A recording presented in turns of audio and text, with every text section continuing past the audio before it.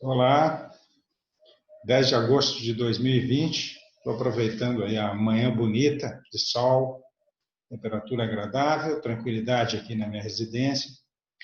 Fazer um segundo vídeo, o primeiro eu fiz sobre a arte da guerra, e aí, já que eu estou embalado, vou fazer um segundo vídeo sobre um outro aspecto fundamental na vida da gente no mundo corporativo.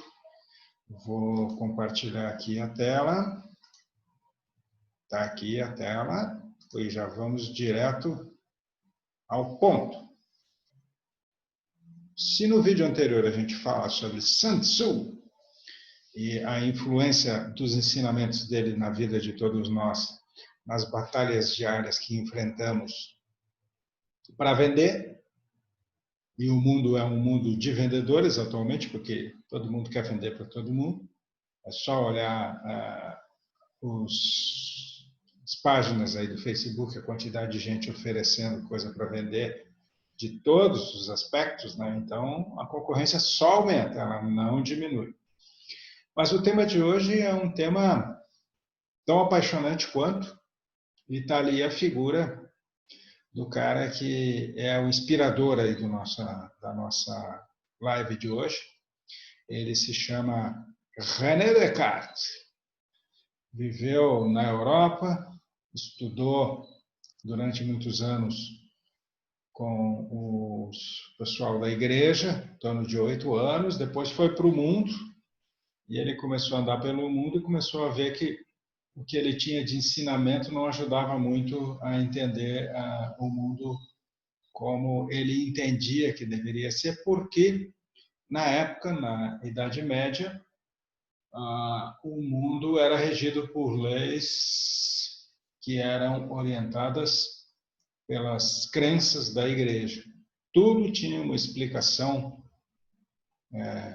que era voltada para fenômenos que são fenômenos que não estão relacionados ao mundo da ciência. A ciência não era desenvolvida.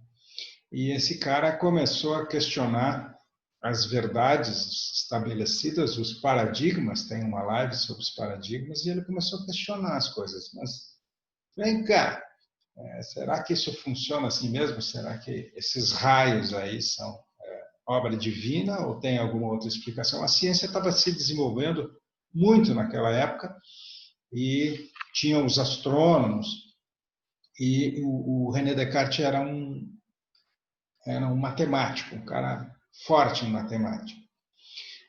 E diferente dos dias atuais, onde as pessoas têm especializações, naquela época os caras eles tinham várias ciências interligadas e conheciam muito sobre muitas coisas. Eles não tinham essa compartimentação do saber. E o René Descartes é o cara aquele que fala: penso, logo existo, né? Então tem muita coisa na internet sobre ele. Eu peguei uma frase que diz o seguinte: havendo somente uma verdade em cada coisa, qualquer um que a encontre saberá tanto quanto pode saber. Ele criou uma metodologia científica para analisar as coisas, vamos tentar ser simples aí na nossa análise, pegando um problema grande da natureza, dividindo ele em pedacinhos e resolvendo pedacinhos, entendendo pedacinho por pedacinho. À medida que tu entende um pedacinho pequeno e começa a entender todas as partes, tu entende o todo. É meio como se ele era um matemático que tinha cabeça de matemática, é meio como tu pensar, tu pegar uma equação completa de matemática, como é que tu faz para resolver? Tu vai resolvendo ela em partes. É uma linha de raciocínio muito similar. Foi isso que fez com que a ciência se desenvolvesse dessa forma, analisando os experimentos e fazendo testes. Aí vamos pegar um experimento químico, aí vai lá, mistura, aí dá um resultado, aí faz de novo, tal. E aí a ciência foi evoluindo, e evoluíram todas as ciências. E o que é que surgiu daí? Surgiu um pensamento que, se não pode ser comprovado, não está valendo. E se não tem evidências claras sobre o que tu está falando, a gente pode questionar. Tem aqui uma outra figura que eu vou trazer aqui, ó, que é o Deming. O Deming foi um americano que ajudou os japoneses a crescer, a evoluírem. Depois daquela destruição da Segunda Guerra Mundial, ele foi para lá ajudar as empresas japonesas a se reerguerem, a economia a se reerguer, e ele levou uma metodologia científica. Ele era um cientista de dados, e ele, junto com os japoneses, desenvolveu uma metodologia muito bacana. Os japoneses, eles são mais colaborativos entre si, e eles criaram, então, hoje é muito conhecido o sistema Toyota de produção, Lean Manufacturing, todo mundo se ajudando, todo mundo se apoia, as lideranças são compartilhadas, se cria grupo de trabalho. Ele ajudou muito nisso, aqueles círculos de controle de qualidade que fizeram com que o mundo, a parte de produção de produtos passasse a ser uma coisa bem feita, né? Porque eles notaram na própria guerra que o cara ia atirar e o tiro, às vezes, explodia a arma, ou largava uma bomba, a bomba não explodia. Mas isso tudo tem um efeito aí de melhorar a guerra em si, né? Que é o Sun Tzu ali na orelha dos caras. Tu tem que melhorar a qualidade, tem que melhorar a qualidade para poder vencer. Bom, o mundo evoluiu, nós chegamos onde nós estamos hoje, com todos os produtos no nível de qualidade já bem superados, já não se fala mais nisso, mas ficou daquela época uma coisa muito forte nas organizações, que é a medição de tudo que se faz. Tem um monte de termos internacionais para isso, mas eu vou pegar como exemplo uma planilha de Excel, que é um item que tem. Eu trabalhei antes do Excel com Lotus 1, 2, 3, uma planilha que tu ia lá. Depois que o dia que chegou o Excel, eu fiquei maravilhado. Digo, olha aqui, ó. Até hoje o Excel ainda é usado nas empresas, apesar de todos os sistemas que tem dentro das organizações. Quando a gente começa a entrar, muita gente controla as suas coisas, as suas atividades, através de planilhas de Excel. O Excel é um bom exemplo daquilo que a gente chamaria de a ciência dos números em favor da administração. E dentro das organizações, aí eu tenho um histórico enorme. Eu comecei a trabalhar com 14 anos e saí há pouco tempo das organizações, e hoje eu trabalho nas organizações como uma empresa prestadora de serviços de estratégia.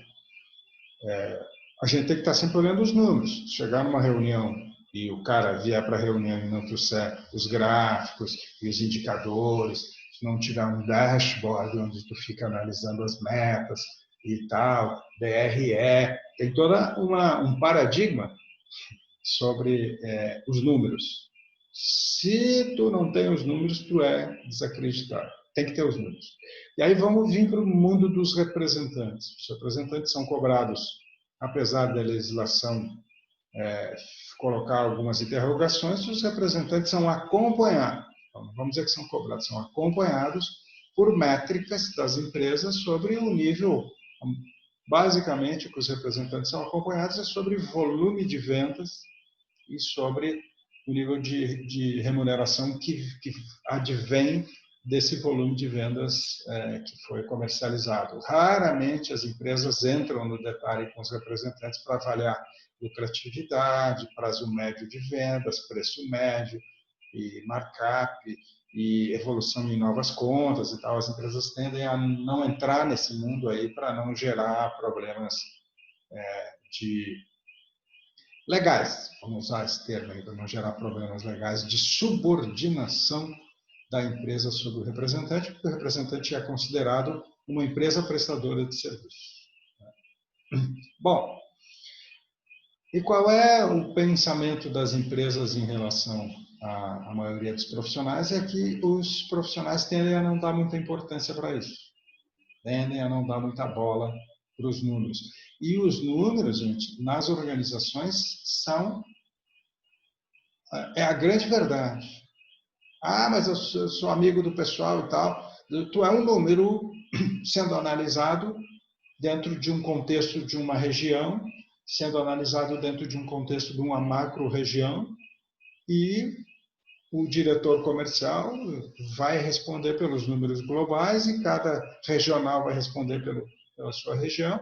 e tu faz parte de uma micro-região dentro desse macro. Na hora de analisar quem está indo bem ou quem não está indo bem, né, e eu vivi isso em toda a minha trajetória como executivo e hoje vivo a minha trajetória como consultor, o que conta é o número que o cara está entregando, o potencial que ele está entregando, né? E aquela capacidade de gerar números, e quanto mais tu gera números, melhor para ti, que tu vai estar ganhando mais, mas o número do ano que vem vai ser maior. Só que quando tu pega um mercado como o que a gente está agora em 2020, um mercado recessivo, né? Pode dizer, eu estou vendendo bem e tal, a pandemia. 15% das empresas no mundo todo estão vendendo bem em determinados segmentos, mas tem uma grande maioria das empresas que estão sofrendo muito. Tá? Então, tu faz parte, se tu está vendendo bem, tu está dentro daqueles 15% privilegiados. O mundo vai passar por um grande desafio econômico. Eu não vou falar em nome de economista, não sou economista, sou um administrador, mas eu cuido, de certa forma, de olhar as estratégias dos países, como estão lidando com essa situação. Vai ter um endividamento muito grande para botar dinheiro, para as pessoas voltarem a consumirem, e tem um endividamento geral da população e das empresas. Quem antes a gente achava que era sólido, agora a gente já tem que ficar meio assim. Então, na hora de vender, é muito importante levar em consideração a saúde financeira da empresa do outro lado. Tá? Já foi falado nisso numa live. O histórico de pagamentos do passado não é o mesmo histórico de pagamentos do futuro, vai ser diferente. Entrou uma variável muito complexa aí, que é essa parada de todos esses meses. Tá? Exceto alguns setores que estão ganhando muito dinheiro, e esses eu vou considerar como uma exceção. Bom, vamos voltar para os números, vamos voltar para o René Descartes. A cultura dos números é uma cultura muito forte. Ela está sendo, inclusive, questionada por essa incapacidade que os gestores têm de olharem o todo e se focarem apenas no seu contexto e nos seus números.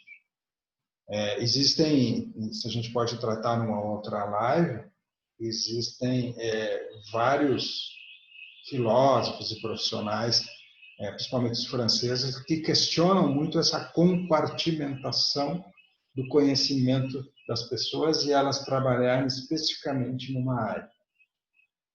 Vou dar um exemplo. O cara da contabilidade faz contabilidade, o cara do financeiro faz financeiro, o cara do jurídico faz jurídico, o pessoal do atendimento só faz atendimento, o pessoal da fábrica.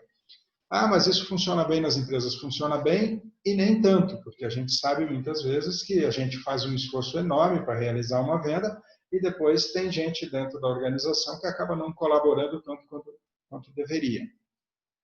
Agora tem todo um discurso, toda uma narrativa de que o cliente vai ir para o centro da estratégia e tal, mas eu ainda estou pagando para ver. Eu ainda acho que os números que são o fala a verdade das empresas. É por onde as pessoas são cobradas, é por onde as pessoas são medidas e é por onde elas são remuneradas. Então, esse continua sendo o grande objetivo dos profissionais dentro das organizações. E aí, voltando para a representação, existe muita crítica com relação à forma como os representantes fazem a gestão dos seus números. E eu posso dizer, pela minha vivência com equipes de representantes, era muito raro o representante que a gente chegava e ficava uma semana com ele visitando clientes e tal, e que ele tivesse a capacidade de mostrar os números do seu negócio e as vendas daquele cliente e o quanto de produtos tinham deixado de vender, e essa estratégia de fazer com que a navegação na conta fosse bem sucedida através de números, ela era muito rara. Agora, as empresas, gradativamente, o avanço da tecnologia, estão fornecendo tablets, estão fornecendo sistemas, intranets para colocação de dados, colocação de pedidos e tal. Está ficando muito mais fácil acessar os números e fazer os acompanhamentos, os BIs, as informações que os departamentos mandam para os representantes para avaliar os seus desempenhos, o quanto tem de venda e o quanto falta para fechar a cota, essa coisa toda do dia a dia aí que vocês conhecem muito bem. Mas aparece, e a gente aí conversando com as áreas de recursos humanos das empresas, sobre treinamento de equipes comerciais, é uma das práticas que a gente tem muito forte, existe uma reclamação e até um paradigma com relação a de que os caras da área comercial não dão muita bola para fazer relatório, não dão muita bola para preencher as coisas que a gente pede, são os caras assim meio largados, só querem mesmo é vender e mandar o pedido para cá e a gente tem que ficar se virando, inclusive, para resolver problemas que não foram muito bem combinados com os clientes. Esse é o ponto central da minha discussão hoje, né? O mundo dos números, do Descartes, o quanto as organizações e o quanto a ciência transformou isso numa verdade, e o quanto os representantes, para viverem num mundo onde os números têm uma relevância muito grande, eles precisam se dar conta e exercer um papel de protagonista nessa questão de fazer o seu próprio gerenciamento e, inclusive, nas conexões com a empresa, poder, em determinados momentos, até exigir territórios maiores quando o teu desempenho está melhor, ou então cobrar uma política comercial mais adequada para determinadas linhas, porque naquela determinada linha tu não tem um bom desempenho, ou a tua rentabilidade naquela linha não é boa. Então, com o desenvolvimento dessa tecnologia da informação e da facilidade em ter os aplicativos nos telefones, nos smartphones, né? Não são mais telefones, são muito mais aparelhos, são computadores pequenos que a gente tem na mão, né? Tem que gerenciar número, velho. Tem que ir atrás do aprendizado de gerenciar quando eu falo gerenciar, eu estou falando, na verdade, do entendimento do desempenho através das análises e do entendimento do desempenho futuro através das análises presentes. Aí tu diz, claro, isso eu já sei fazer. Nem as empresas sabem fazer bem. Quando a gente entra nas organizações e que tem aquele excesso de dados, de informações, e CRM, e ERP, e planilha de Excel, que a gente senta para olhar sobre como é que está a situação e como é que vai ser o futuro, boa parte das empresas não se acertam. Se as empresas ainda estão tentando aprender a lidar com esse excesso de informação para serem bem-sucedidas, os representantes comerciais, dadas as devidas proporções, têm que fazerem o mesmo. E, se não sabem, se socorrer, ir atrás de informações, pedir ajuda para as empresas e fazer com que, então, a ciência de dados, essa análise sobre o desempenho, seja cada vez mais presente no dia a dia. Esse é o recado do dia. Vamos finalizar aqui finalizar a tela. Bom, gente, mais uma vez, um item de estratégia de vendas que precisa ser respeitado, que está sendo trazido para a nossa academia. Espero que vocês tenham gostado. E a gente vai estar trazendo outras coisas ao longo do tempo. Vamos construir uma base de conhecimento que possa fazer com que o futuro seja melhor do que o presente e que os desempenhos sejam cada vez melhores para que a gente possa usufruir dos desempenhos e ter uma vida mais feliz, uma vida com mais conforto, que é o que a gente quer no final das contas, né? Um abraço para todos, até a próxima.